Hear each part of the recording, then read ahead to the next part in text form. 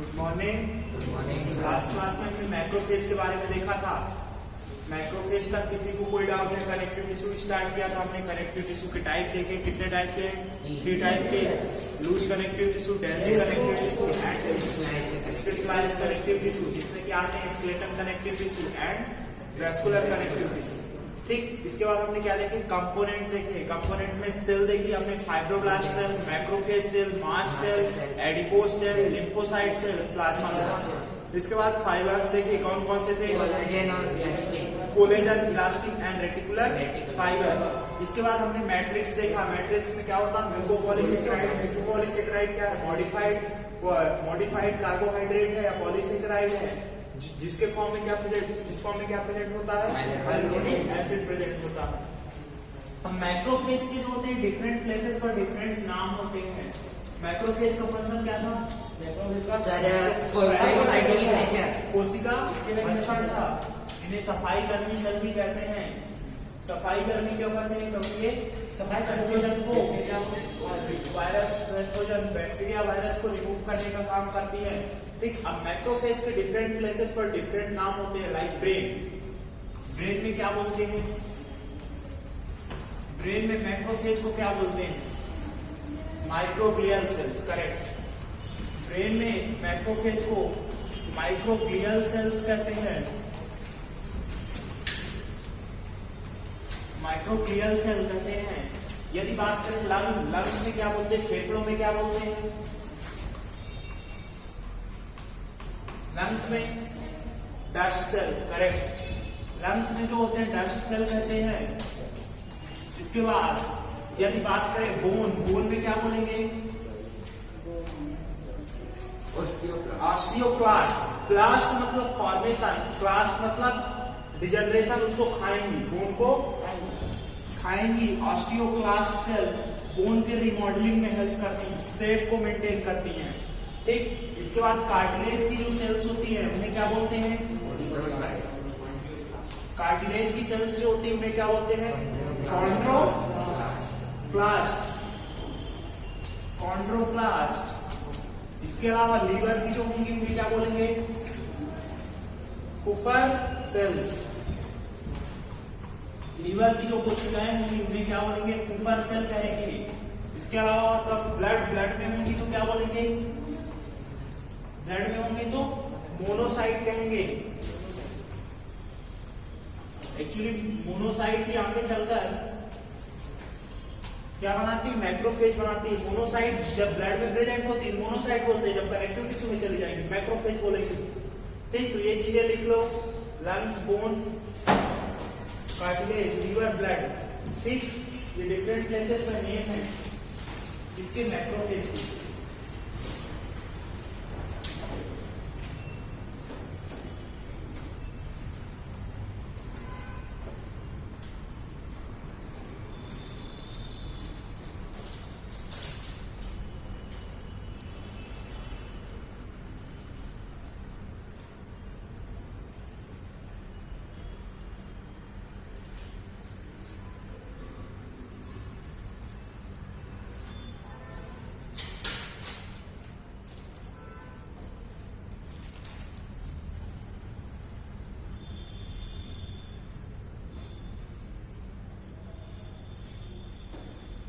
समझ में आ रहा है सब लोगों को? ये क्वेश्चन यहां से जरूर पूछा जाएगा।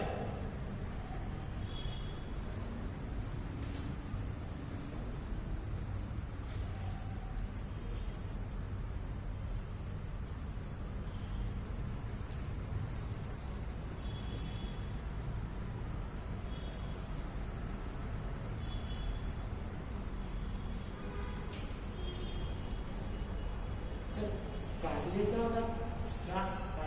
उपास्थ, बोन, अस्थि।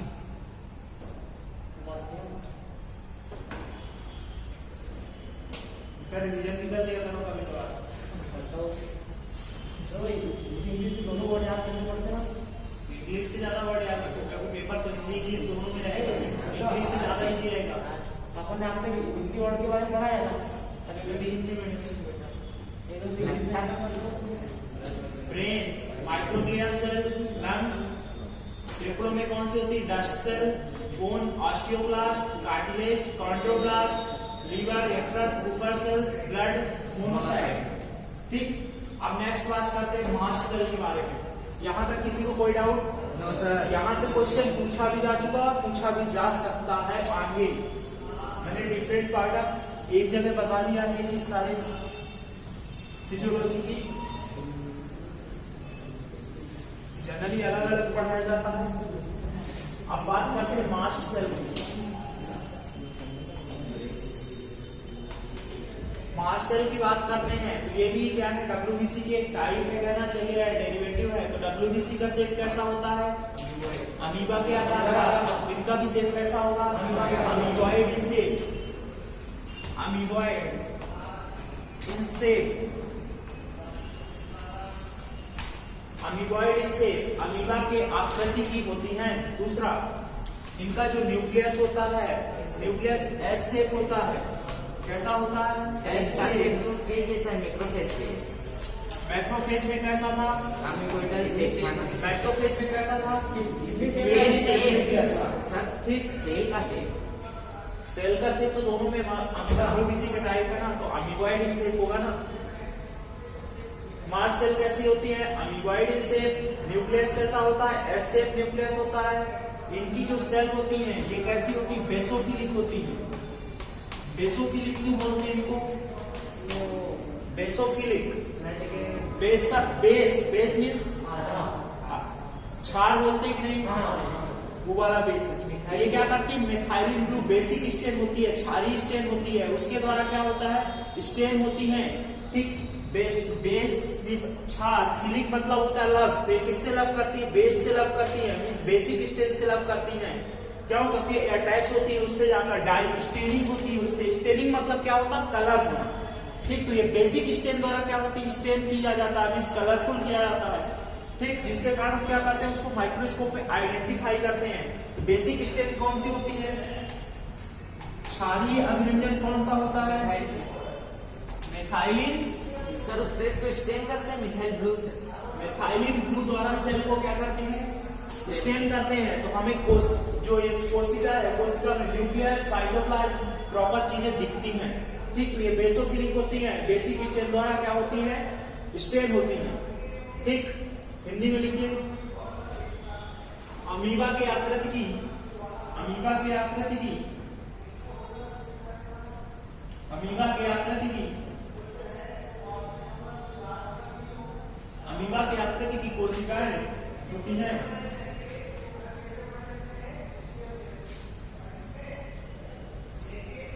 नेक्स्ट पॉइंट, इनका केंद्रक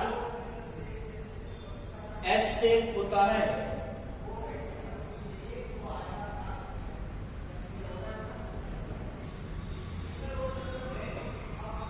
इनका केंद्रक एस शेप होता है।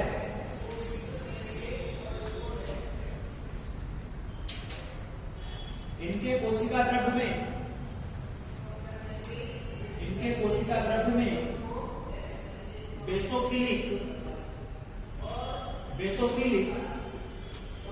ग्रेन्यूल्स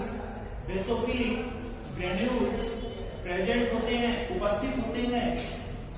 बेसोफिलिक ग्रेन्यूल उपस्थित होते हैं। ग्रेन्यूल कणिकाएं, बेसोफिलिक कणिकाएं उपस्थित होते हैं जो क्षारीय अभिरंजक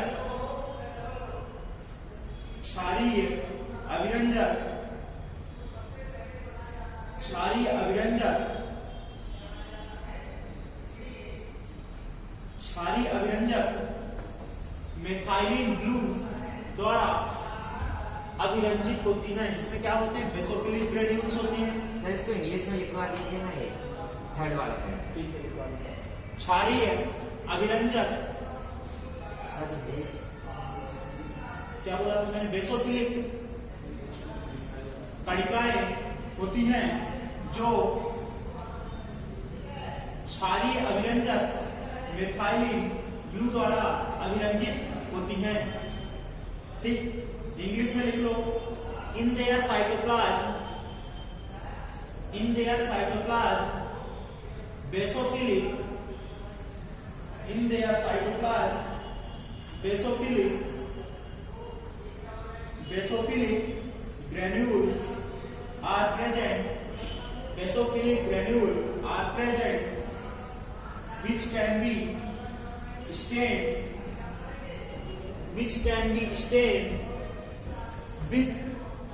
with basic dye, which can be stained with basic dye methylene blue, which can be stained with basic dye methylene blue. ठीक, नेक्स्ट चले हम अब इनके फंक्शन की बात करते हैं। इनका फंक्शन क्या होता है, इनके कार्य की बात करते हैं। इनका कार्य होगा, मैंने कल भी बताया था, किस किस का सिक्रीशन करती है। सबसे पहले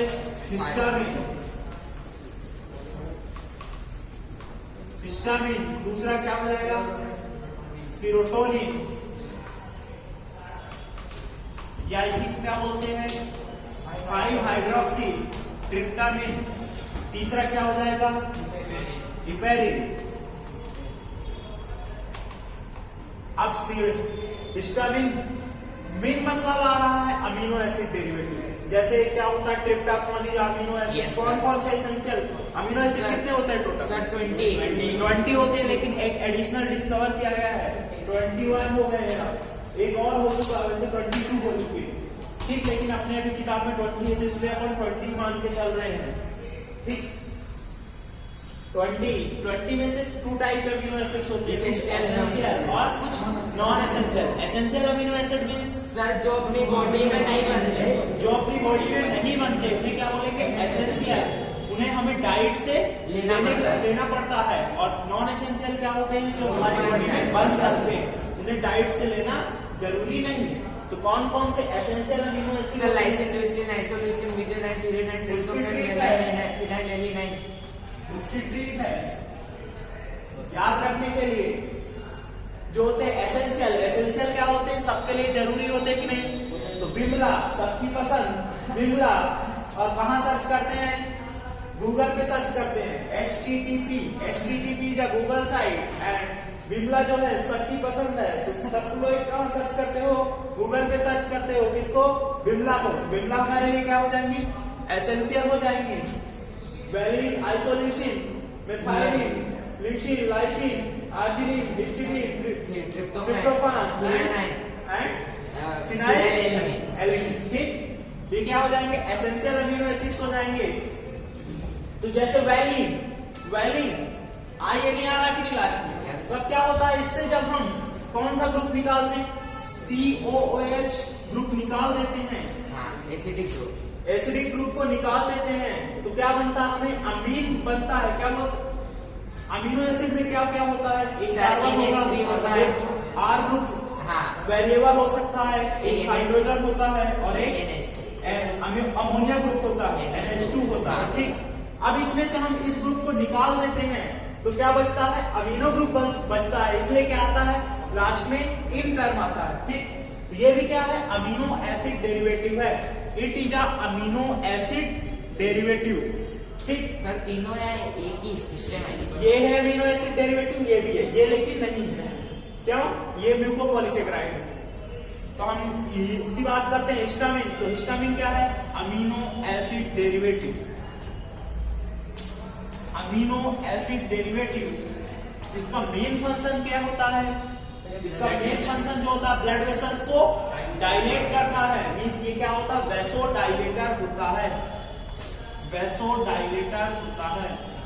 इसका मेन फंक्शन क्या हो जाएगा? वैसोडाइलेटर। मींस रक्त वाहिनियों को क्या करेगा? प्रसारित करेगा। ठीक, इसके अलावा वैसोडाइलेटर होता है, ये रिलीज कब होता है? रिलीज जब कोई पैथोजन आएगा तो मैक्रोफेज को उसके अलावा रिलीज होता है। ये मोस्टली सबसे ज्यादा जो रिलीज होता है, ये जो होता है एलर्जिक कंडीशन में रिलीज होता है। एलर्जी क्या कहलाती है? सर, जब हमको ज्यादा कुछ खुजली आने लगती है। हर किसी को एलर्जी हो सकती है क्या? हाँ, जरूरी नहीं है हर किसी को एलर्जी हो। जिसमें इम्यून सिस्टम क्या हो? हाइपर सेंसिटिव हो जाए, अत्यधिक क्या हो जाए? सेंसिटिव हो जाए, संवेदनशील हो जाए। मान लेते हैं कोई पर्सन है, वो क्या करता है, डस्ट पार्टिकल में रहता है। सिंपल सा एग्जांपल समझते हैं इसका। एनसीईआरटी ने जब हम पढ़ेंगे ह्यूमन हेल्थ एंड डिसीज, तो वहां पास एक एग्जांपल दिया है। एक पर्सन है जो होता है, मान लेते अंबानी जी का बेटा है। अंबानी जी का बेटा कैसा रहता, फुल हाइजीनिक कंडीशंस में रहता, बिस्लेरी का पानी पीता है, सब कुछ था। अब वो जब छोटा था ऐसा कर रहा था, ठीक। और एक गांव का बच्चा है जो कि लेबर का बच्चा है, ठीक। लेबर का बच्चा क्या रहेगा, वो गांव में रहेगा, ना उसको हाइजीनिक वाटर मिलेगा, ना वो मिट्टी के साथ क्रिकेट खेलेगा, तो उसपे क्या होगा, उसका इम्यून सिस्टम ऑलरेडी क्या होगा, एक्टिवेट होकर के उसके लिए क्या हो जाएगा, इम्यूनाइज हो जाएगा। लेकिन इसका इम्यून सिस्टम क्या अभी इम्यूनाइज हुआ है क्या, किसी एंटीजन या पैथोजन या वायरस मिट्टी के लिए क्या हुआ है, इसका इम्यून सिस्टम क्या है, एकदम प्रोटेक्टिव है, किसी चीज से एक्सपोज ही नहीं हुआ। लेकिन जो गांव वाला बच्चा तो हर चीज से एक्सपोज हो गया। अब ये जो शहर वाला बच्चा था और विलेज वाला बच्चा था, सिटी वाला और विलेज वाला बच्चा था। सिटी वाले बच्चा एक दिन कहाँ गया, विलेज में। अब दोनों क्या खेलने लगे, कंचे कंचे खेलने लगे, छोटे थे। सिटी वाला प्लस विलेज वाला दोनों कंचे। कुछ देर बाद देखने को क्या मिला, सिटी वाले बच्चे में जो होते हैं, अचानक से क्या हुआ, जो से उसका हीट में गर्म होने लगी बॉडी, उसमें रूबर होने लगा, कैलर होने लगा, पेन होने लगा, सांस लेने में दिक्कत आने लगी। ये कंडीशन क्यों हुई, क्योंकि उसका इम्यून सिस्टम जो था वो कभी किसी चीज के लिए एक्सपोज्ड नहीं था। लेकिन इसका इम्यून सिस्टम हर चीज के लिए एक्सपोज्ड था, स्ट्रांग था। इसलिए ज्यादा प्रोटेक्टिव कंडीशन में रखना भी क्या हो सकता है, हमारे लिए हार्मफुल हो सकता है, ठीक। एलर्जिक कंडीशन में क्या होता है, मास्ट सेल क्या रिलीज करते हैं, हिस्टामिन।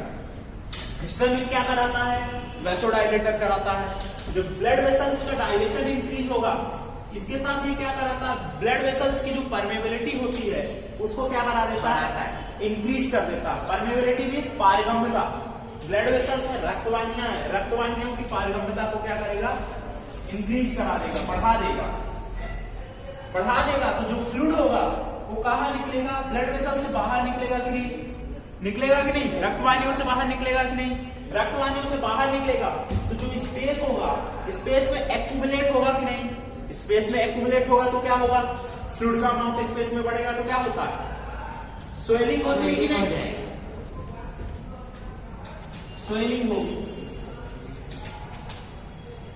होगी। इस स्वेलिंग को क्या बोलते हैं हम, इस स्वेलिंग को हम बोलते हैं इन्फ्लामेशन। इस स्वेलिंग को क्या कहते हैं हम, इन्फ्लामेशन। क्या होता है, इंटरसेलुलर स्पेस या कनेक्टिव टिश्यू में फ्लूइड एक्यूमुलेट हो जाता है, फ्लूइड एक्यूमुलेट होता है तो उसे क्या बोलते हैं, इन्फ्लामेशन। इसके अलावा ये क्या करता है, ड्यूरिंग एलर्जी, सांस लेने में क्यों दिक्कत आती है, हिस्टामिन जब रिलीज होता है, ब्लड वेसल्स में तो वैसोडाइलेशन का काम कर रहा है। लेकिन यदि बात करें स्मूथ मसल में, स्मूथ मसल में क्या कराता है, कॉन्स्ट्रिक्शन कॉज कराता है, संकुचन कॉज कराता है। स्मूथ मसल कौन सी होती है, स्मूथ मसल हमारे जैसे ट्रैकिया की मसल्स जो होती हैं कैसी होती है, स्मूथ होती है कि नहीं, चिकनी पेशियां होती हैं कि नहीं वहां पास। यदि बात करें स्केलेटल मसल, कंकाली पेशियां या रेखित पेशियां कौन सी होती हैं, बाइसेप्स ट्राइसेप्स की जो पेशियां होती हैं वो कैसी होती है, रेखित होती है। क्या हो, क्योंकि इसमें वॉलंटरी एक्शन होता है। लेकिन स्मूथ मसल चिकनी पेशियां होती है, इसमें इनवॉलंटरी एक्शन होता है। तुम अपने यदि बात करें इंटेस्टाइन में हार्ट बीट को रोक सकते हो क्या, हार्ट बीट को रोक सकते हो क्या, हार्ट बीट को नहीं रोक सकते ना, क्यों, क्योंकि वहां पास इनवॉलंटरी एक्शन है।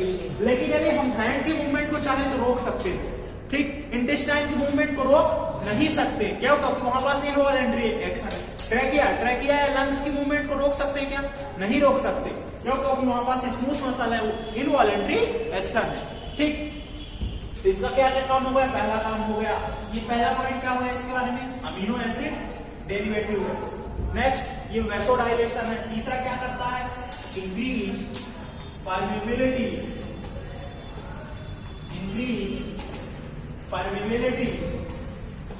Of blood vessel. नेक्स्ट इसके अलावा क्या करता है, ड्यूरिंग एलर्जी के दौरान क्या कॉज कराता है, इन्फ्लामेशन।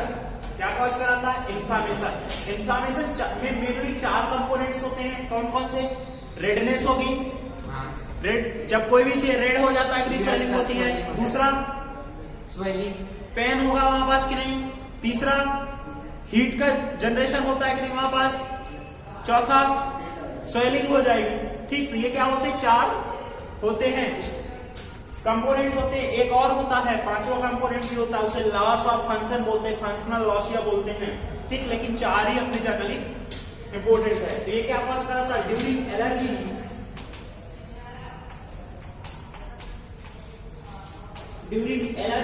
क्या कॉज कराएगा? इन्फ्लामेशन कॉज कराता। इसके अलावा एक पॉइंट और हो जाएगा, इन स्मूथ मसल में क्या कॉज कराएगा? कॉन्स्ट्रिक्शन, संकुचन कॉज कराएगा, ठीक। हिंदी में बोल देता हूं, ये हिस्टामिन के क्या हुए? फंक्शन हो गए। लिख लीजिए, हिस्टामिन का पहला पॉइंट लिखिए, it is a amino acid derivative. यह है अमीनो एसिड, यह है अमीनो एसिड व्युत्पन्न है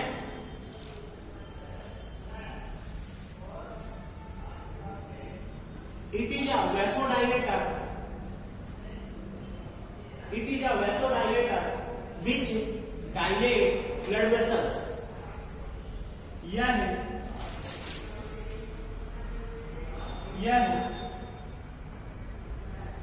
यह एक वैसोडाइलेटर है जो रक्तवाहिनियों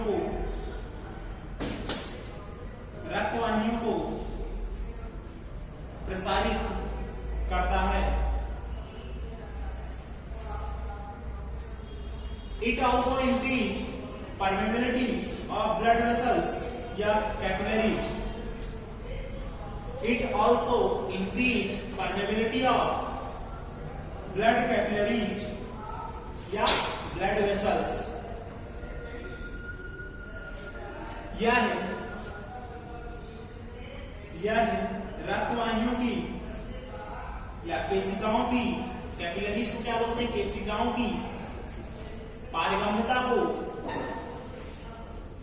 की पारगम्यता को बढ़ा देता है।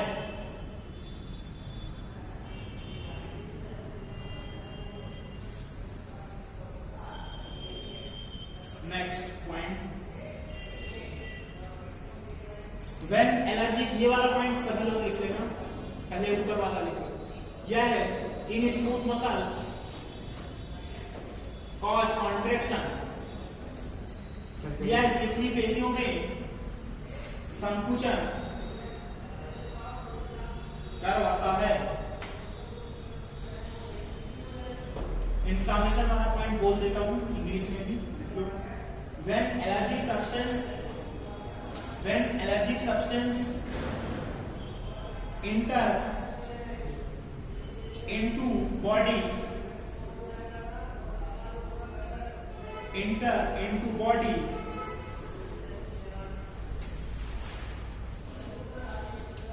mast cell stimulate and secrete histamine। शरीर में एलर्जिक पदार्थ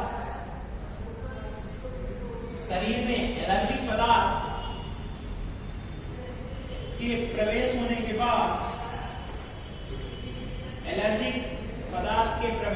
के बाद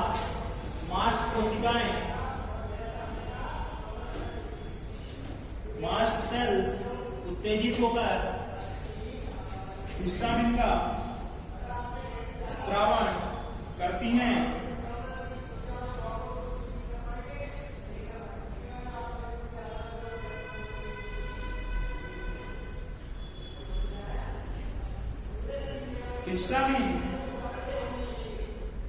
हिस्टामिन के कारण रक्तवाहिनियों की या रक्त केशिकाओं की पारगम्यता बढ़ जाने से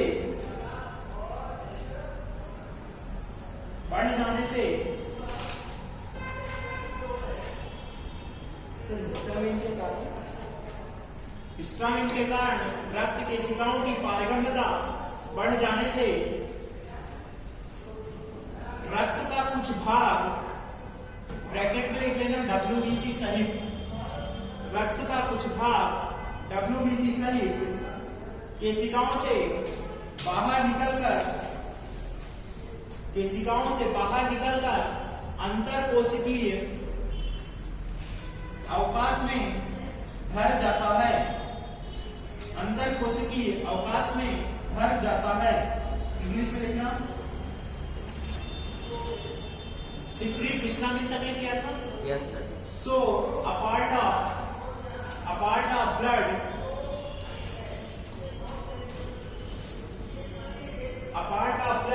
comes out from blood capillaries with WBC and accumulate in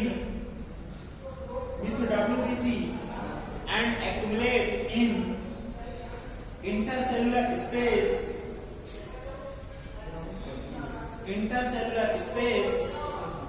This part of blood is called exudate. Hindi में उसके अंदर देखो, इस रक्त के भाग को एक्जुडेट कहते हैं। इस रक्त के भाग को एक्जुडेट कहते हैं।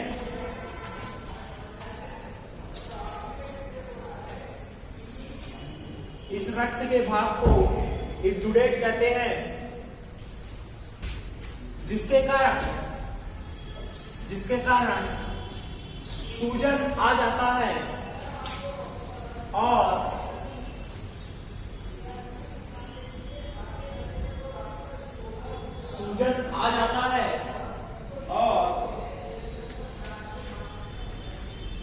ऐसी सूजन को इन्फ्लामेशन, ब्रैकेट में लिख लेना, प्रदाह। हम लिख due to this swelling over and this swelling होने से इन्फ्लामेशन। ऐसी सूजन को इन्फ्लामेशन या प्रदाह कहते हैं। इंग्लिश में लिखो, कहां तक बनता है इंग्लिश में? Sir exudate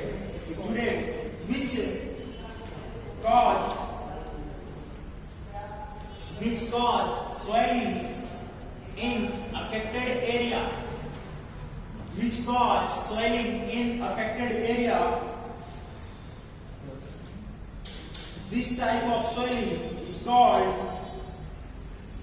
inflammation.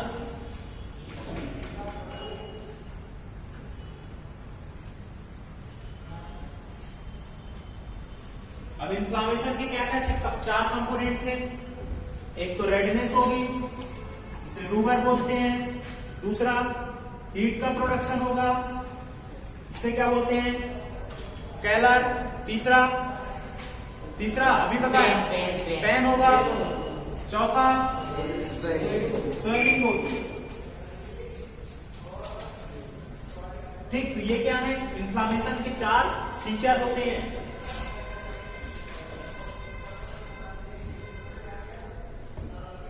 सर कोई एलर्जी सब्सटेंस आएगा तब भी इसकी वो वेसोडाइल्यूटर रिलीज करेगी, तभी तो रिलीज करेगा। एलर्जिक सब्सटेंस जब तक नहीं है। एलर्जिक सब्सटेंस कुछ भी हो सकता है, डस्ट पार्टिकल हो सकते हैं, परागकण, पॉलन ग्रेन हो सकते हैं। किसी को लाइक जो होता है नींबू से भी एलर्जी हो सकती है, किसी भी सब्सटेंस से एलर्जी हो सकती है। ठीक, नेक्स्ट आता है सीरोटोनिन के बारे में लिखो। It is also called five hydroxy tryptamine.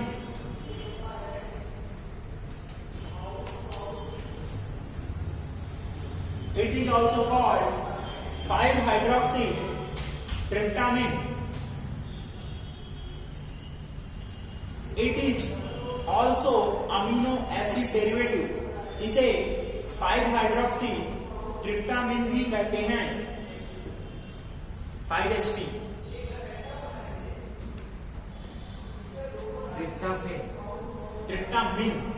ट्रिप्टाफान amino acid होता है, उसका डेरिवेटिव ट्रिप्टामिन। ठीक, it is also called five hydroxy tryptamine. इसे 5-हाइड्रोक्सी ट्रिप्टामिन भी कहते हैं।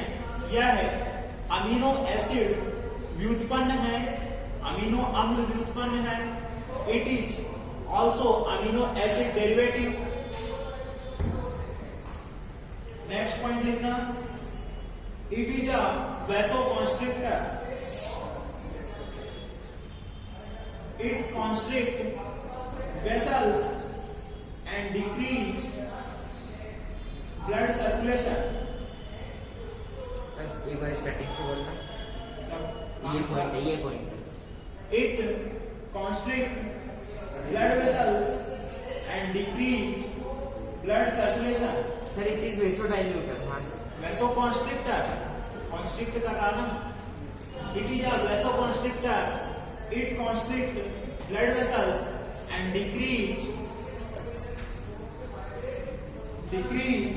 blood circulation. हिंदी में लिखना, यह एक वाहिनी संकोचक वैसोकॉन्स्ट्रिक्टर, वाहिनी संकोचक है जो रक्त वाहिनियों का संकुचन कर रक्त संचरण को घटाता है, ब्लड सर्कुलेशन को डिक्रीज करता है, घटाता है, रक्त संचरण को घटाता है। नेक्स्ट हिपेरिन के बारे में लिखना, रक्त संचरण घटाता है। हिपेरिन के बारे में लिखना,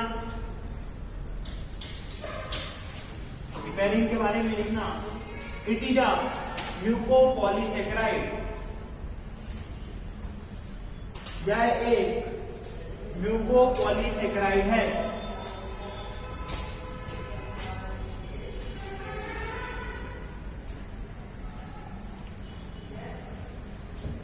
यह एक म्यूकोपॉलीसेकेराइड है।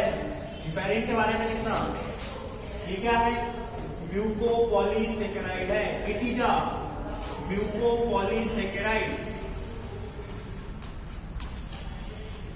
Next point, it is a natural anticoagulant. यह है प्राकृतिक प्रति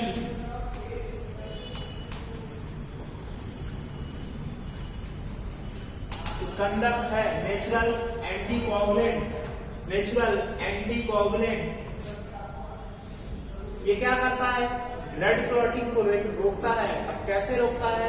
अपने क्लॉटिंग फैक्टर होते हैं। क्लॉटिंग फैक्टर का क्या होता है? एक सीरीज चलती है जिसके कारण क्या होता है? ब्लड में जो होती है क्लॉटिंग होती है। क्लॉटिंग फैक्टर का एक प्रोसेस होता है जिसमें क्या होता है? प्रोथ्रोम्बिन को थ्रोम्बिन में कन्वर्ट किया जाता है। कौन से एंजाइम की प्रेजेंस में? थ्रोम्बोकाइनेज एंजाइम की प्रेजेंस में।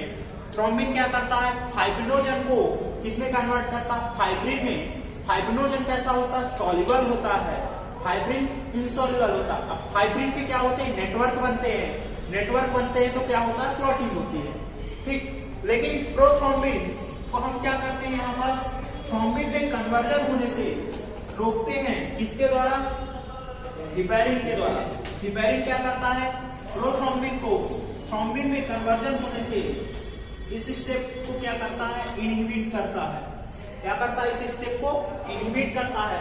जब थ्रोम्बिन नहीं बनेगा तो फाइब्रिनोजन का फाइब्रिन में कन्वर्जन होगा क्या? नो सर, नहीं होगा। जब फाइब्रिन में कन्वर्जन नहीं होगा तो क्या होगा? क्लॉटिंग नहीं होगी। तो ये क्या है? Natural anticoagulant. लिख लेना। ये क्या करता है? इनहिबिट करता है प्रोथ्रोम्बिन को थ्रोम्बिन में कन्वर्जन से। सर उसी को एंटीकोगुलेंट बोलते हैं। हिपेरिन एंटीकोगुलेंट है ना बेटा? इसीलिए है ना, प्रोथ्रोम्बिन को रोकता है। क्लॉटिंग कराने को रोक रहा ना, इसलिए।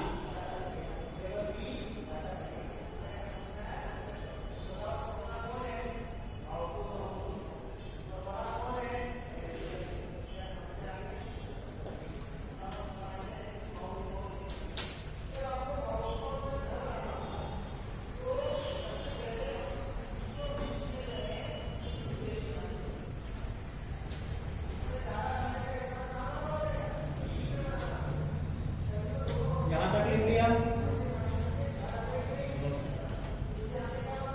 नेक्स्ट कोशिका आती है कौन सी? एडिपोज सेल, वसील कोशिका। इनका काम क्या हो जाएगा? Storage of fat. ये क्या करती हैं? वसा का संग्रहण करती हैं। पहला पॉइंट लिखना है इसमें। एडिपोज सेल हेडिंग डालना। एडिपोज सेल,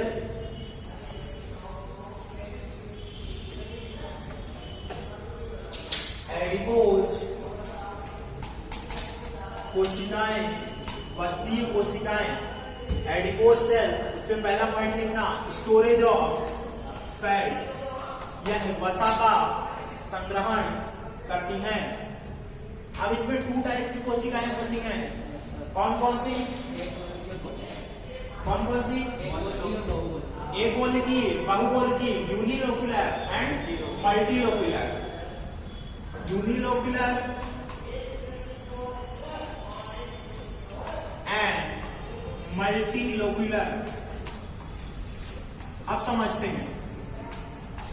लोक्युलर में ग्लोब्यूल्स होते हैं, फैट के ग्लोब्यूल्स। तो इसमें क्या होगा? फैट का सिंगल ग्लोब्यूल होगा, सिंगल कणिका होगी, इसमें बहुत सारे होंगे। ये मान लेते हैं कोशिका की क्या है, कोशिका इसलिए फैट कोशिका है, ठीक। अब इसमें फैट का जो होते हैं सिंगल ग्लोब्यूल्स है, क्या है? सिंगल ग्लोब्यूल्स है, ठीक। तो इसमें क्या होता है? फैट का सिंगल लार्ज ग्लोब्यूल्स होता है। फैट की एक बहुत बड़ी क्या होता है? कणिका होती है। तो ये क्या हो जाएगा? फैट ग्लोब्यूल्स हो जाएगा। ये पूरा क्या हो जाएगा हमारा? उस फॉर्म में स्टोर होगी, फैट हो जाएगा, फैट ग्लोब्यूल हो जाएगा। इसलिए इसको क्या बोला? यूनिलोक्युलर। अब इसमें जो होते हैं फैट का अमाउंट ज्यादा है कि नहीं कोशिका के अंदर? तो यहाँ पास स्पेस कम है कि नहीं? इस स्पेस में क्या होगा? साइटोप्लाज्म। तो साइटोप्लाज्म का अमाउंट कम होगा कि नहीं? तो इसमें जो होता है साइटोप्लाज्म जो होता है लेस अमाउंट, ये क्या हो जाएगा? साइटोप्लाज्म। एक बड़ा गोला बन जाएगा। साइटोप्लाज्म जो होता है लेस। अब साइटोप्लाज्म में क्या प्रेजेंट होगा? न्यूक्लियस। तो न्यूक्लियस जो होगा कहाँ होगा? पेरिफेरी वाले पार्ट में होगा कि नहीं? क्यों? क्योंकि पेरिफेरी परिधीय पार्ट में क्या है? परिधीय भाग में साइटोप्लाज्म है कि नहीं? तो न्यूक्लियस जो होता है कैसा होता है? फ्लैटेंड होता है, चपटा होता है। क्यों? क्योंकि साइटोप्लाज्म का भी अमाउंट कम होता है और साइटोप्लाज्म का अमाउंट कम होता है, इस कारण न्यूक्लियस कैसा हो जाता है? फ्लैटेंड हो जाता है, चपटा हो जाता है। अब साइटोप्लाज्म का अमाउंट कम है तो एटीपी का भी प्रोडक्शन कम होगा कि नहीं? Yes sir. फैट का अमाउंट ज्यादा है, फैट का जनरली अपीयरेंस कैसा होता है? येलो व्हाइट होता है कि नहीं? अब इसमें फैट का अमाउंट ज्यादा है, फैट का अमाउंट ज्यादा है तो फैट इंसुलेटर का काम करता है कि नहीं? तो जहां पास इंसुलेटर की रिक्वायरमेंट होगी वहां पास कौन सा फैट होगा? यूनिलोक्युलर फैट, या इसी को क्या बोलते हैं? व्हाइट फैट बोलते हैं, व्हाइट फैट बोलते हैं, व्हाइट फैट बोलते हैं। व्हाइट फैट क्या काम करता है? इंसुलेटर का काम करता है। और इंसुलेटर की लेयर जो होती है वो किसमें प्रेजेंट होती है? White fat. इंसुलेटर की लेयर जो होती है फैट की वेल में होती है, उसे क्या बोलते हैं? हम ब्लबर कहते हैं, ठीक। ये किसका काम करता है? इंसुलेटर का। इंसुलेटर मीन्स सर जो करंट को या हीट कंडक्शन को रोके। जैसे अपनी वायर है, वायर के ऊपर जो प्लास्टिक लगी हुई है उसके ऊपर प्लास्टिक किसका काम कर रही है? इंसुलेटर का काम कर रही है कि नहीं? ठीक। ये क्या काम करती है? इंसुलेटर का काम करती है। और व्हाइट फैट किसमें प्रेजेंट होता है यदि पूछा जाए तो? व्हाइट फैट जो होता है व्हेल में प्रेजेंट होता है। व्हेल जो मछलियां होती हैं, हाँ, व्हेल में प्रेजेंट होता है। और किस फॉर्म में होता है? ब्लबर के फॉर्म में। उसे क्या बोलते हैं हम? ब्लबर कहते हैं, ठीक। ये क्वेश्चन पूछा जाता है कि व्हाइट फैट किसमें होता है? व्हाइट फैट क्यों होता है? क्योंकि फैट की एक सिंगल लार्ज है, इसलिए अपीयरेंस कैसा हो जाता है? व्हाइट। साइटोप्लाज्म कम है, एटीपी का प्रोडक्शन बहुत कम होगा, इस एटीपी में इनका रोल नहीं होता है, ठीक। इसे क्यों व्हाइट फैट बोलते हैं? क्योंकि फैट का अपीयरेंस व्हाइट कलर होता है। अब मल्टीलोक्युलर की बात करते हैं। इसमें क्या होगा? फैट के छोटे छोटे बहुत सारे ऐसे ग्लोब्यूल्स होंगे। ग्लोब्यूल्स होंगे तो इसमें छोटे हैं, ज्यादा होगा सर। तो साइटोप्लाज्म का अमाउंट ज्यादा होगा कि नहीं? फैट ग्लोब्यूल्स इसमें बहुत सारे होंगे। Amount of cytoplasm more amount of cytoplasm, more amount of cytoplasm. अब साइटोप्लाज्म में क्या होते हैं? माइटोकॉन्ड्रिया होते हैं कि नहीं? Yes, sir. सेल ऑर्गेनल्स होते हैं सारे के सारे। तो माइटोकॉन्ड्रिया का नंबर भी ज्यादा होंगे कि नहीं? माइटोकॉन्ड्रिया का काम क्या होता है? एटीपी का प्रोडक्शन। एटीपी की जहां रिक्वायरमेंट होगी तो वहां पास कौन से फैट होंगे? मल्टीलोक्युलर। इनको क्या बोलते हैं? अब इसको माइटोकॉन्ड्रिया है, तो माइटोकॉन्ड्रिया में क्या होते हैं, साइटोक्रोम होते हैं कि नहीं? Yes, sir. साइटोक्रोम में क्या होता है, आयरन होता है कि नहीं? Yes, sir, iron होता है. आयरन होता है, इसलिए इसको क्या बोलते हैं हम, आयरन का अमाउंट ज्यादा होगा, इसलिए क्या अपीयरेंस कैसा हो जाएगा इनका, ब्राउन फैट, या इन फैट को क्या बोलेंगे, ब्राउन फैट। अब माइटोकॉन्ड्रिया ज्यादा है तो एटीपी का प्रोडक्शन ज्यादा होगा। अब एटीपी की रिक्वायरमेंट किसमें ज्यादा होती है, लाइक रोडेंट्स, रोडेंट्स में क्या आते हैं, स्क्वायरल्स, गिलहरी। इसके अलावा new born baby, new born baby में कैसा होगा, इस टाइप का फैट होता है, मल्टीलोक्यूलर या ब्राउन फैट। न्यू बॉर्न में कौन सा होता है?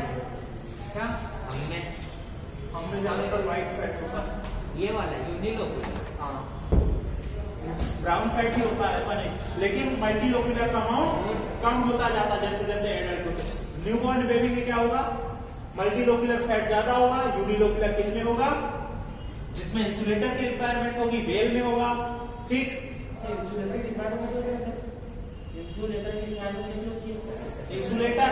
की रिक्वायरमेंट क्यों होती है वेल में, देखो वेल कहाँ रहती है, समुद्र में। समुद्र में। समुद्र का पानी कैसा होता है, सॉल्टी। ठंडा होगा कि नहीं, ठंडा होगा। अब जो होते हैं उनको क्या होता है, वेल किसमें आती है पहले बताओ, मछली में आती है, मैमल में आती है, आती है कि नहीं? मैमल्स कैसे होते हैं, टेम्परेचर को रेगुलेट करने वाले या टेम्परेचर को बदलते रहते हैं, रेगुलेट करते हैं कि नहीं, मींस होम्योस्टेसिस मेंटेन करके रखते हैं कि नहीं। अब जैसे हम जाते हैं, हमारे बॉडी का टेम्परेचर कितना होता है, 37 डिग्री सेंटीग्रेड मेंटेन रहता है कि नहीं, ठीक। वैसे उनके बॉडी का इंटरनल टेम्परेचर मेंटेन करके रखना है कि नहीं, तो यानी इंटरनल टेम्परेचर को मेंटेन करके रखना है, उसके लिए हीट जनरेट करनी पड़ेगी, हीट जनरेट करनी पड़ेगी, तो इतने 37 बना लिया। अब मान लेते हैं इंसुलेटर नहीं होगी, इंसुलेटर नहीं होगी तो टेम्परेचर लॉस होने लगेगा, लॉस होने लगेगा, फिर से उसे एटीपी बनाना पड़ेगा, एटीपी बनाना पड़ेगा, मींस एनर्जी फिर से खर्च होगी, फिर ज्यादा एनर्जी खर्च होगी कि नहीं, तो एनर्जी को कंजर्व करने के लिए क्या है, इंसुलेटर है। इंसुलेटर क्या करेगी, हीट लॉस को प्रिवेंट करेगी कि नहीं, समझ में आया आप, ठीक। ये किसके बारे में हो गया, एडिपोज सेल के बारे में। नेक्स्ट क्लास में हम प्लाज्मा सेल्स और लिम्फोसाइट सेल्स एंड फाइबर के बारे में देखेंगे, ठीक। इसको छाप लो।